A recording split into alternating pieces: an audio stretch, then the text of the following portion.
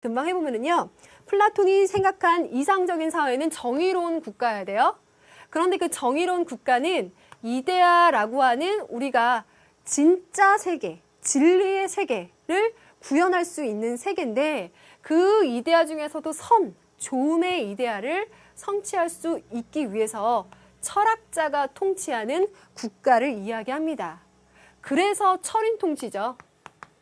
그러면 이 철인 통치를 이해하기 위해서는 어떠한 논리가 나와줘야 되죠? 자, 우선 머리, 가슴, 배로부터 시작해서 지혜, 용기, 절제라는 영혼의 3분설이 있고 그 영혼, 지혜, 용기, 절제가 조화를 이루어서 정의를 이룰 수 있는 4가지 지혜, 용기, 절제, 정의의 4가지의 중요한 덕이 등장했습니다. 영혼 3분설과 사주덕을 이해를 하다 보면 그 중에서 지혜의 덕을 갖춘 철학자가 통치를 하는 철인 통치를 강조하는 것이 이 사람이 이야기한 굉장한 특이점이었죠.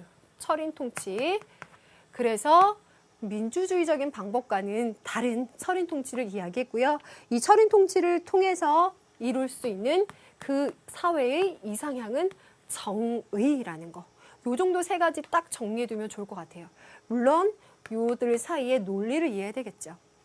그럼 토마스 모어는 어떠한 이상적인 사회를 이야기했는가? 저는 평등하고 풍요롭고 타락하지 않은 사회라고 간략하게 한 문장으로 적어봤는데요. 이러한 특성들이 있습니다. 자, 토마스 모어가 이야기하는 이 사회에서는요. 초승달 모양의 섬에 사람들이 모여 살아요. 그래서 같은 시간 동안 노동을 하고요. 그 외에 시간을 수면, 잠자는 데 쓰거나 아니면 연구하거나 오락을 즐기는 데 써요. 그렇게 공동으로 생활하되 경제력이 좋은 사회예요.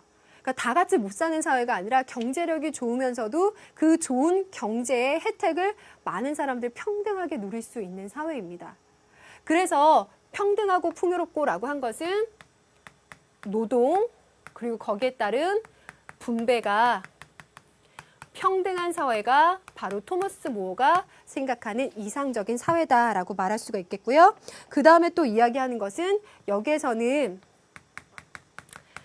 재산과 신분에 얽매이는 것이 아니라 지혜를 갖춘 사람들 혹은 그 지혜, 덕망에 의해서 위계질서가 만들어지는 사회를 이야기하는데요.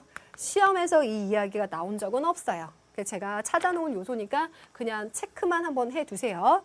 그럼 더 중요하게 나온 요소는 3번 요소입니다. 이렇게 경제적으로 평등하고 풍요로운데도 도덕적으로 타락하지 않은 굉장히 도덕적인 사회예요. 그래서 이 유토피아에 모여 사는 사람들은 서로 문을 걸어 잠그지 않고 살아도 전혀 걱정이 없는 사회다라고 말하죠. 네. 그리고 서로 집을 10년이 지나면 집을 바꿔서 살아가요. 집에 대한 소유의식이라고 하는 것도 없죠.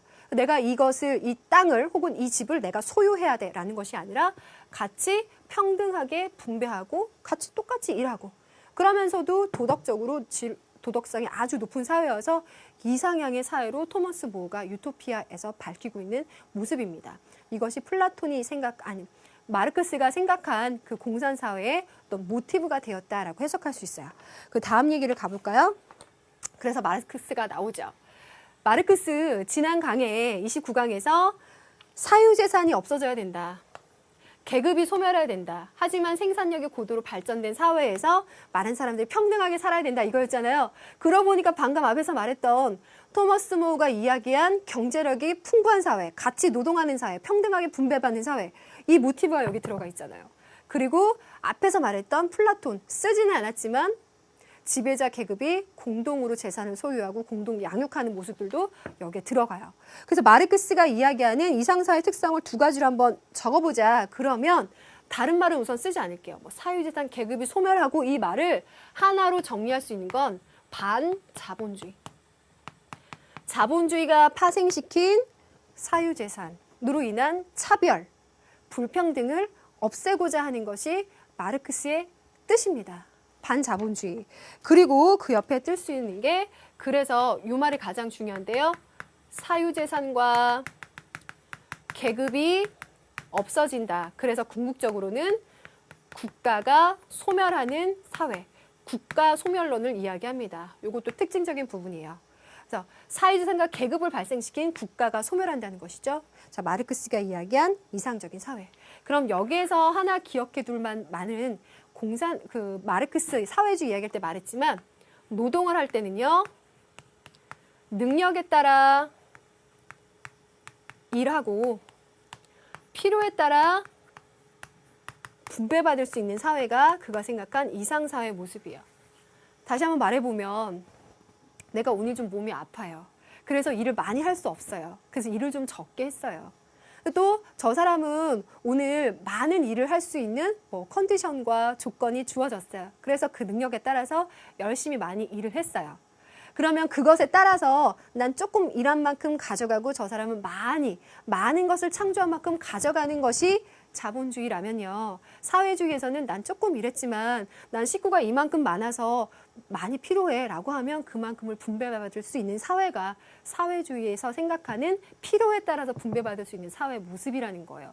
여기에 들어가 있는 것 자체가 좀 이상적인데 라고 생각할 수 있다고 하더라도 워낙 자본주의가 발생시킨 경제적 불평등에 대한 의식이 강하기 때문에 필요에 따라서 분배받을 수 있는 이상사회를 만들고 싶다라는 이념이 들어가 있죠.